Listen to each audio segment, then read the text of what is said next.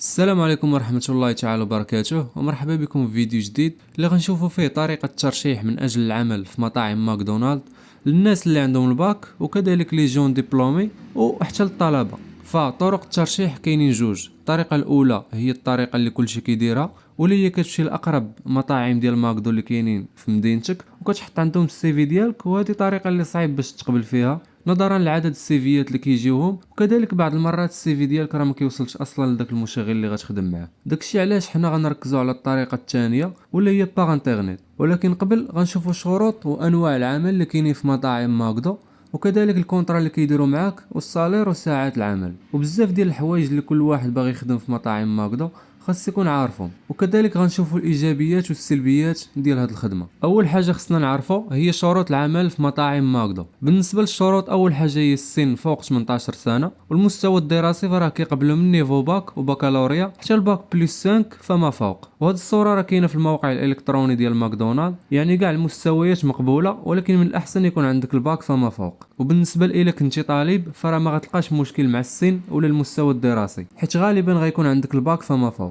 ثاني حاجه غندويو عليها واللي هي مراحل القبول. من بعد ما كيعيطوا لك تمشي دوز لونتروتيان ديالك، كيسولوك مجموعه من الاسئله غير بالعربيه، ولا كنتي داير في السي في ديالك انك كدوي بالفرنسيه مزيان فراه غيسولوك بالفرنسيه. اول حاجه هي بريزونتيفو اولا قدم لينا راسك. هذا السؤال ضروري كيتطرح في كاع لي زونتروتيان ماشي غير في ماكدونالد. والاسئله الاخرين اللي كيسولوك بحال شنو كتعرف على ماكدو، هذا السؤال تقدر غير تقرا شي تعريف على ماكدو في جوجل وتقدر تجاوب عليه بكل سهوله. وكذلك يقدروا يسولوك على واش عندك مشكل مع ضغط العمل وانك تخدم ساعات اضافيه. ومن بعد فاش كتقبل في لونتروتيان كتجمع الوراق اللي ساهلين، عباره عن وثائق كتجمعهم بالزربه، وكذلك جوج ديال لي زاناليز، واحد على حساب الشركه وواحد ديال الصدر على حسابك، يعني كتخلصو انت ما بين 150 درهم و 200 درهم. بزاف ديال الشركات ولاو كيطلبوه حاليا. وفاش كتجمع الوراق ديالك كتمشي دوز واحد الفورماسيون اللي المده ديالها ما بين 5 ايام حتى 6 ايام، كيوريوك القانون الداخلي ديال المطعم، شنو اللي خصك دير وشنو اللي خاصك تجنب، وبزاف ديال الحوايج اللي عندهم علاقه بالخدمه وبالبوست اللي غتخدم فيه. وإلا كنتي طالب راه كتعطيهم التوقيت ديال القرايه ديالك، وهما كيقادوا لك واحد التوقيت اللي غتبقى تخدم فيه. ودابا بقى لينا اننا ندويو على الايجابيات والسلبيات ديال هذه الخدمه باش ندوزو لطريقه التسجيل. نبداو بالسلبيات عاد ندوزو للايجابيات. اول حاجه واللي هي ستريس. الا بغيتي تخدم في هذه الخدمه خاص ما يكونش كيأثر فيك ستريس، حيت بعض المرات كيكون المطعم عامر وكيقواو لي كوموند وخصك تجيري دوك الكليون اللي عندك، وفي نفس الوقت تكون سريع في الخدمه وما كتستريساش. وثاني سلبيه هي ان الخدمه كتكون باغ ايكيب، والا ما ارتحيتيش في ليكيب اللي غتجي فيها فراه الخدمه ما غتبقاش عاجباك. وكذلك العكس، الا طحتي في شي ايكيب زوينه فراه غتعجبك الخدمه، وهذه كنعتبرها انا ايجابيه وسلبيه في نفس الوقت. ودابا ندوزو للايجابيات. اول حاجه هي انك الا كنتي كتقرا فراه غتقدر تعاون راسك ماديا باش تقدر تكمل القرايه ديالك. وثاني حاجه هي ترونسبور اللي كيهزك من الدار حتى للخدمه،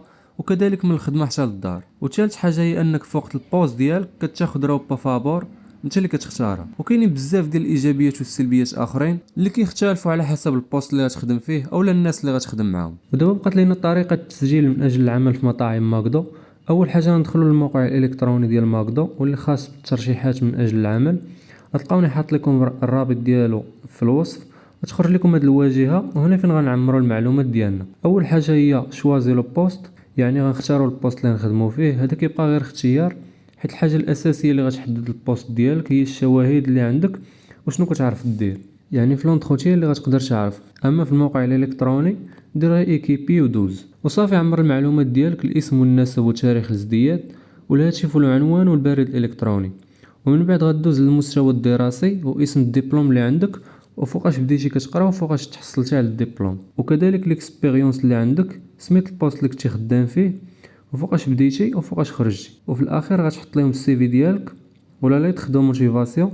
الا ما عرفتيش اش كتعني راه تقدر تروشيرشي غير في يوتيوب، غتصاوبها دغيا في الوورد اللي عندك بيسي ولا صاوبها عند شي صاحبك اللي عنده بيسي. ومن بعد ما كتخشي هاد الخانات اللي لتحت وكتبرك على اونفوي بالاحمر كتكون ساليتي التسجيل. وهكا غنكون وصلنا للنهايه ديال الفيديو. نتمنى الا استفدتي دير اشتراك في القناه وتخلي لايك للفيديو الا عجبك، ونتلاقاو في الفيديو الجاي.